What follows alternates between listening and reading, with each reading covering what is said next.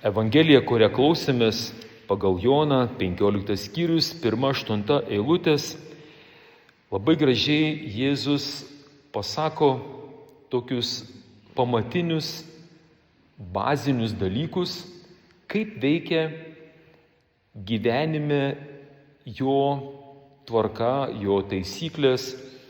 Ir jisai sako, nieko kažkokio ypatingo stebuklų ar kažkokiu tai nereikia man daryti, kadangi taip viskas gražiai mano išmintingai čia sukurta šitoj planetoj. Visi dėsniai fizikos, chemijos ir taip toliau. Pavyzdžiui, Žemės gravitacija, tai Žemės trauka. Toks yra dalykas. Tu gali būti tikintis, gali būti netikintis, gali neigti Dievą, gali teikti. Jokio skirtumo, gravitacija veikia. Sutinka? Upė, va čia kulpė teka. Upė teka. Tu gali būti tikintis, gali netikintis, jinai teka ir pasiavo taip paprasčiausiai viešpats taip pirštų taip nupaišė vagą ir va čia tek pro tą kryžių kalną ten toliau. Tai nežinau, sezonai, žiema, vasara, ruduo, vėjas, nežinau, visokie elementariausi dalykai, kuo mes gyvename, mes net nepagalvojam. Taigi Dievas sukūręs šias visas žaidimo taisyklės, principus, jisai jų laikosi ir veikia mūsų gyvenime. Vieną iš tų principų apie, sakykime, čia tokie žemdirbystės daugiau, tokie palyginimais duoda apie tai, kad yra vynmedis ir tame vynmedyje taip Dievo sukurta šakelės, kurios dėka to kamieno, dėka to vynmedžio gilių šaknų, jos yra gyvos. Lapai auga, žydi ir vaisių duoda. Elementariausi principai. Ir dabar jisai sako, žiūrėkit, jeigu norit gyventi laimingai, nesakiau, aš negaliu pasakyti, kad visada jūs lydės sėkmė, jūs nesirgsite, kas ten dar. Laimėsite visus aukso puodus, kurie tik tai yra, nežinau, būsit ypatingai palaiminti, nežinau, krito kažkoks tai asteroidas, visi, žuvo, jūs likote gyvi. Greičiausiai šitaip nebus. Jis šito dalyko nežada. Ko jisai prašo? Va taip kaip tos šventosios Brigitos. Jinai, kadangi meldėsi, jinai buvo išmintinga, jinai neneigė tai, kas Dievo sukurta elementaru. Ir stengiasi laikytis paprasčiausių elgesių, tvarkos, drausmės, dėsnių, taisyklių. Ir jai pavyko. 8 vaikai šventoji Brigita iš Švedijos.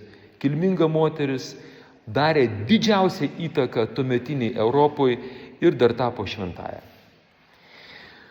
Ir čia yra viešpaties pasakyta, kad kiekvienas iš mūsų turime tokią galimybę, tik sako, jūs, neprieštaraukit, pasistengkite likti manyje, Jėzuje Kristuje. Ką tai reiškia? Tai reiškia, sekmadienį, jeigu Dievas sako, sekmadienį švęsk, nuteikit pas viešpatį namus, švęst viešpatės dieną. Kas dar? Kas valgo mano kūną, geria mano kraują, tas turi amžiną gyvenimą. Eikite komunijos, jeigu esam katalikai. 7 sakramentai, jeigu taip jau paimt, sako, 7 tokios formos, jais sako, naudokitės ir aš jums garantuoju, kad jums pavyks būti vaisinga šakelė. O tie 7 sakramentai, krikštas, sutvirtinimas, išpažintis, komunija, kurią esat vedę, santuokos sakramentas, mes kunigai, kunigystė, ligonių sakramentas. Vat sako, 7, labai daug, nedaug. Tik sako, jūs laikykitės, neignoruokit, nepasakykit, čia nesąmonė. Vat kai tu pasakysi, čia nesąmonė, tai būtų lygiai tas pas, kaip vienas gudruolis, kuris gyveno 3 aukšte, daugiaaukštyje, sakė, gravitacijos nėra. Šiandien juk ketvirtadienis. Kokia gravitacija? ir į darbą išėjo per balkoną. Iškart išmoko pamoką reanimacijoje. Paprasta. Ir mes galim neigti, ką sako Dievas, daryti kaip mes norim, bet labai, kaip sakant, kartais per tą skaudžias pamokas išmokstam, kad Viešpats nejuokauja. Norit gyvenimo iš didžios raidės. Darykit taip, kaip ta Brigita švedė. Būkite Jėzuje, įsikabinkit, melskitės, eikit komunijos, eikit išpažinties. O pamatysite, kokie nuostabus vaisiai. Ir žiūrėkite, paskutinis sakinys. Tuo bus pašlovintas mano tėvas, kad jūs duosite gausių vaisių.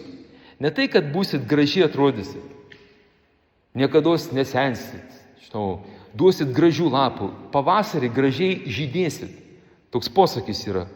Sako, taip, sako, žydai niekada neperka žydinčių sodų. Va. Žinot kodėl? Suprantat kodėl, ar ne? Kodėl žydų tauta niekados neperka žydinčių sodų? Kadangi tavo žiedai gražus, kvepiantis, tai dar ne garantas, kad bus skanus vaisiai rudenį. Logiškai. Ir mūsų visų gyvenimo esmė, nesvarbu, 8 vaikus, kaip ta šventoji Brigita sulauksi, 2, kaip žinai, Milda su Vladu, ar kiek, ar tokie kaip mes, koks skirtumas? Svarbiausia, duokit vaisių. Meilės vaisiai, ateikit į Viešpaties akivaizdą. Koks tavo vaisius? Jeigu Dievas sako, aš noriu tave matyti sekmadienį puotui, tai jis nori tave matyti. Neignoruok, kad dabar nenori, arba lietus lyn. Sako, tave palaiminau automobiliu ir ne pačiu seniausiu. Pasiteisinsi, kada lietus lyn? Nepasiteisinsi. Ir sako, tai padariau, kad baks, kad ir dabar labai brangus kurs, pas tave bakė visada bus už ką įpilti. Argi ne taip? Taip. Tai kodėl tavęs nėra sekmadienį, kai aš tave noriu matyti? Ir čia būtų galim daugybė įvairiausių, bet tam kartui užtenka. Pasistengim pradžiuginti Viešpatį, neignoruoti Dievo tvarkos ir žiūrėk, duosim vaisių. Būsim Jėzus mokiniai. Amen.